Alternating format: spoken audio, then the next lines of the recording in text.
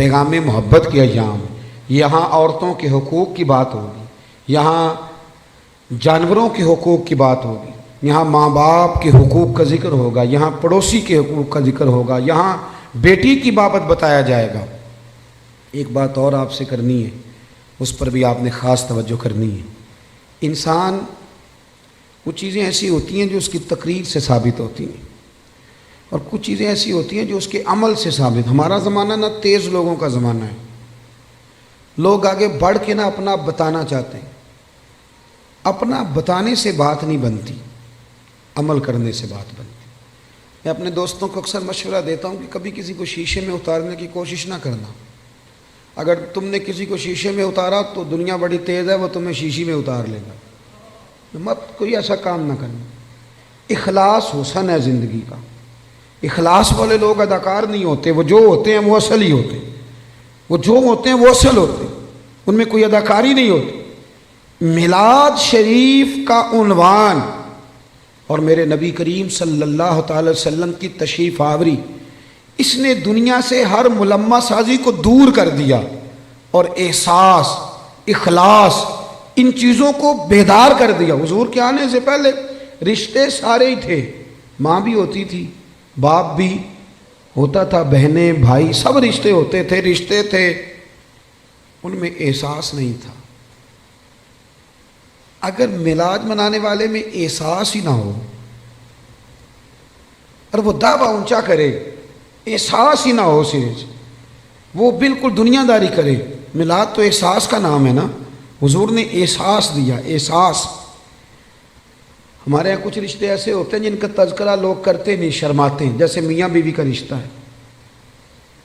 اس انداز میں ماں باپ کے حقوق بیان کیے جاتے ہیں، اولاد کے کیے جاتے ہیں، اس رشتے میں بہت سارے لوگ بات کرتے ہوئے جھجکتے ہیں، حالانکہ یہ وہ رشتہ ہے جسے اللہ نے اپنی نشانیوں میں سے نشانی قرار دیا۔ نبی کریم علیہ السلام نے اس رشتے کا اتنا احساس بیان کیا۔ حضرت عائشہ صدیقہ رضی اللہ تعالیٰ عنہ فرماتی ہیں، حضور گھر میں اکثر اپنی پہلی زوجہ سیدہ خدیجہ الکبریٰ رضی اللہ تعالیٰ عنہ کا ذکر چھیڑ دیتے تھے۔ اکثر مجھے رشک آتا تھا، میں ناز کرتی تھی، کیا بات ہے، خدیجہ کی کیسے مقدر ہے کہ ان کے وصال کو زمانہ بیت گیا اور حضور ذکر کرتے ہیں۔ کہتی ہیں میرا دل تھا کبھی حضور سے پوچھوں گی۔ ایک دن نبی کریم علیہ السلام گوشت لائے اور مجھ سے فرمایا کہ آج تک گوشت پکاؤ۔ کہتی ہیں وہ گوشت میرے سامنے ہے، میں صاف کرنے لگی تو محبوب کریم علیہ السلام نے فرمایا ذرا شوربہ زیادہ کرنا۔ میں نے کہا یا رسول اللہ صلی اللہ علیہ وسلم کچھ مہمان آئیں گے؟ تو حضور فرمانے لگے نہیں، مجھے پتہ چلا ہے مدینے میں خدیجہ الکبریٰ کی کچھ سہیلیاں آئی ہیں، تو تم شوربہ زیادہ پکانا، میں کچھ سالن انہیں بھی بھیجوں گا۔ میں کہہ رہا ہوں ذرا رشتے کے احساس کی شدت کو ملاحظہ کریں۔ وہ باتیں جو اکثر لوگ کرتے وہ جھجکتے ہیں کہ اب اس کی بھی شدت بیان کی جائے گی۔ فرمایا میں نے انہیں سالن بھیجنا ہے۔ تو حضرت عائشہ صدیقہ کہتی ہیں میں نے جھجکتے جھجکتے سنبھل کر، سوچ کر، مسجع مکفہ، بڑی احتیاط سے نظریں جھکا کے ایک جملہ کہا۔ میں نے کہا یا رسول اللہ صلی اللہ علیہ وسلم اللہ نے آپ کو جوان اور خوبصورت بیویاں دی ہیں، آپ تو ہر وقت حضرت خدیجہ کا ذکر کرتے رہتے۔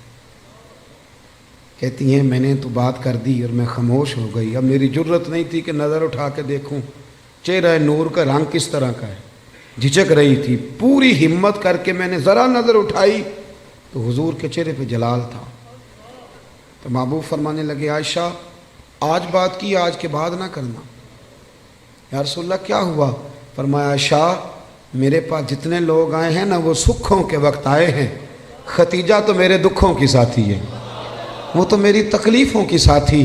فرمایا لوگ مجھے پتھر مارتے، میری راہوں میں کانٹے بچھاتے، میں پریشان ہو کے گھر لوٹتا، اس وفادار بیوی کے ایک ہاتھ میں دودھ کا پیالہ ہوتا، ایک ہاتھ میں کھجوریں ہوتی، کھجور کھلا کے دودھ پلا کے بستر بچھا کے کہتی محبوبہ غم نہ کرنا، اللہ بڑی شان عطا فرمائے گا۔ اتنی شدت رشتوں نے پیدا کر دی، اتنا احساس۔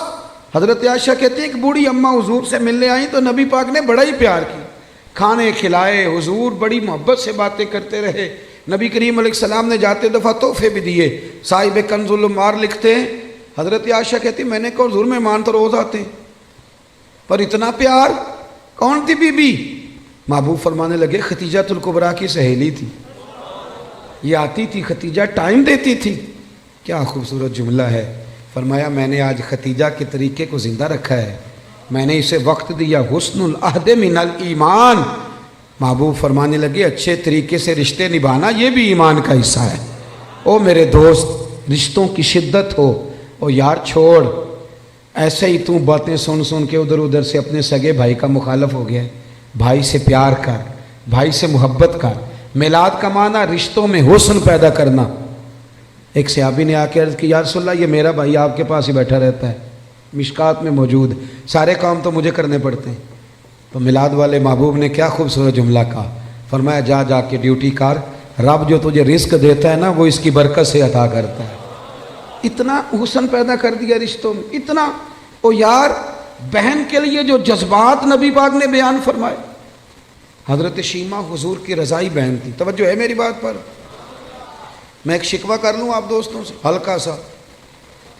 بھائی نہ یاروں کو ٹائم دیتے ہیں, بہنوں کو نہیں دیتے, فون بھی نہیں کرتے. بہن پردیس میں نہ انتظار کرتی رہتی ہے کہ چلو کبھی بات کریں. میں آپ کو بڑی ذمہ داری سے کہتا ہوں, میرے ایک سنگی نے ایک دفعہ کہا کہ پیر صاحب میرے لیے دعا کرنا. تو میں نے اسے کہا یار میں تو مصروف آدمی ہوں, میں کوشش کرتا ہوں کہ یا اللہ جن جن نے دعاؤں کے لیے کہا سب کی قبول کر. کہنے لگا میں بڑا پریشان ہوں, نام لے کے کریں. میں نے کہا میں نہیں وعدہ کرتا. ہاں اگر تو نے صحیح دعا کرانی ہے نا رونے والی تو اپنی بہن سے کہے. وہ تو اشارہ دے جا کہ میرے لیے دعا کرنا تو مسلح بھگو دے گی رات کو رو رو. ہاں بیٹی سے کہے. اور اگر بہت جلدی قبول کرانی ہے تو پھر اپنی اماں کے کان میں کہے. پھر دیکھ تیرے لیے کس طرح دروازہ کھلتا ہے. اور میرے نبی کریم نے وعدہ بھی فرمایا ہے. حضور فرماتے ہیں جب ماں باپ اولاد کے لیے ہاتھ اٹھاتے ہیں تو رب خالی لوٹاتا ہی نہیں. حضور نے نا یہ احساس دیکھیں نا, آج لبرل لوگ کھڑے ہوتے ہیں تو وہ کہتے ہیں جی اسلام نے جی بہنوں کا حصہ آدھا رکھا ہے اور بھائی کا ڈبل رکھا ہے. میں کہتا ہوں تم نے دین سیکھا ہی نہیں. ہمارے پاس آؤ ہم تمہیں بتائیں. بیٹی کا حصہ زیادہ ہے بیٹے سے, کہتے ہیں یہ تو ڈبل ہے. اور میں نے کہا خدا کے بندے عورت کا حصہ سنگل ہے, پر یہ بتاؤ اس کے ذمہ کوئی حق ہے؟ بچوں کا نان نفقہ ماں کی ذمہ داری کے باپ کی, بیوی کا نان و نفقہ اس نے دینا ہے, بچوں کی پرورش خاوند نے کرنی ہے, ماں باپ کی ذمہ داری کس نے اٹھانی ہے؟ عورت کا حصہ سنگل ہے, ذمہ داری کوئی بھی نہیں. وہ سارا اس کے پاس بجٹ ہی بجٹ ہے, وہ لگا دے تو اس کی مہربانی, خرچ کرے تو اچھا, ورنہ اس کے ذمہ کوئی حق نہیں ہے سوائے اس کے کہ زکوٰۃ فرض ہو جائے یا حج فرض ہو جائے یا قربانی واجب ہو جائے. اس کے ذمہ کوئی حقوق, مرد کا حصہ ڈبل ہے پر ذرا اس کی ذمہ داریاں تو دیکھ. وہ میری طرف دیکھ کے خوش ہونے لگا, کہنے لگا صاحب آج تو آپ نے رخ ہی بدل دیا بات کا. اور میں نے کہا آپ دور بیٹھ کے باتیں سنتے ہیں نا, آپ کبھی قریب آئیں. جتنا جتنا میرے محبوب کا دین پڑھتے جاؤ گے نا میرے محبوب کے غلام بنتے جاؤ گے, گدائی کرتے جاؤ گے رسول کریم. حضرت شیمہ حضور کی رضائی بہن تھی, حضرت حلیمہ سعدیہ کی بیٹی. ان کے قبیلے پر مسلمانوں نے باقاعدہ حملہ کیا, گرفتار ہوئے لوگ اور بڑی سخت جنگ لڑی مسلمانوں. یہ جب آئی نا مدینے تو حضرت ابو ہریرہ کہتے ہیں آگے کہنے لگی میری نا اپنے نبی کریم علیہ السلام سے ملاقات کراؤ. تو میں نے بی بی کا دوپٹہ دیکھا تو پرانا تھا, میں نے حالت دیکھی تو اس کی پرانی تھی, سادے کپڑے. کہنے لگی کراؤ نا میری ملاقات. اللہ اکبر, 2-3 دفعہ کہا تو میں نے کہا تم کون ہو؟ کہنے لگی جا کے نا تو محبوب کی بارگاہ میں عرض کرو کہ یا رسول اللہ شیمہ آئی ہے, کان میں کہو. حضرت ابو ہریرہ کہتے ہیں کہ میں اس کی باتیں سن رہا تھا, مجھے یقین نہیں تھا. میں نے کہا یہ بی بی کس طرح بول رہی ہے؟ یہ اعتماد اگر ہوتا ہے تو صرف بہن کو ہی ہوتا ہے, یہ رنگ اسی کا ہوتا ہے. کہتے ہیں میں گیا اور میں نے جا کے حضور کے کان میں کہا یا رسول اللہ ایک بی بی ہے سادے سے کپڑے, جو لوگ گرفتار ہو کے ان میں آئی, کہتی میرا نام شیمہ ہے. حضرت ابو ہریرہ کہتے ہیں محبوب نے تو دونوں مقدس آنکھیں کھول کے میری طرف دیکھا, فرمایا شیمہ یا رسول اللہ. ہاں. کہتے ہیں حضور اتنی تیزی سے اٹھے کہ چادر مبارک منبر پہ رہ گئے. محبوب گھر لے گئے, کہا عائشہ کو بھی بلاؤ, فاطمہ کو بھی بلاؤ, سودا اور حفصہ کو بھی بلاؤ, میری ہمشیرہ آئی ہے. کھانے بننے لگے, خدمتیں ہونے لگی.